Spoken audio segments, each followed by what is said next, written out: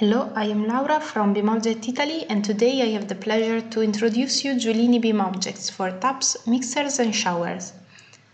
Now we are working in Revit, but the same process can be done with ArchiCAD or SketchUp too.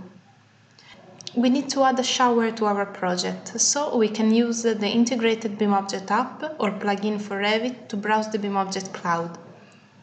Here we can filter for Giulini products, choosing brand, category, functional spaces, or others.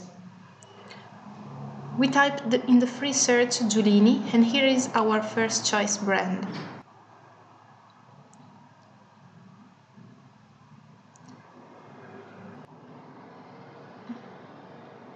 Once we have picked one product, we can have a look to its product page. It delivers a preview picture, description, links, which brings you to Giulini website for further info, and information about more classification and countries where the product is available. From the product page, we can also always use follow button at the top right to be updated about Giulini further releases. The download button allows us to choose the file type we need and have it straight inside our software. Now the product is ready to be placed.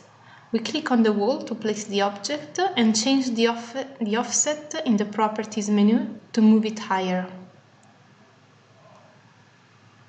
Now it's on its place, we can have a look at it. This is its 3D geometry. In the type properties, we find all BIMobject parameters, which are the ones available in the product pages. So we have links, classifications, and further info.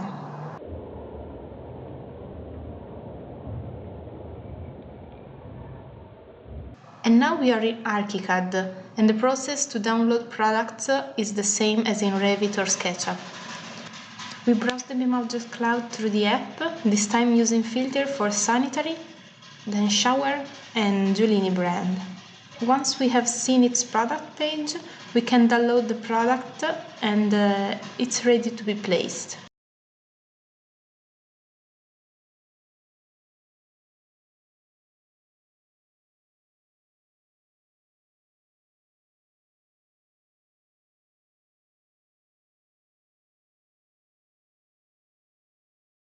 Here is the user interface with the options and information available. With BIMobject hosted in the BIMobject cloud, we can always check for updates for the object too. Just click here on the update button to check if there is any. It's all for today. If you need some help, feel free to contact both BIMobject or Giulini. You're welcome to test those files inside your latest project. Looking forward for the next video.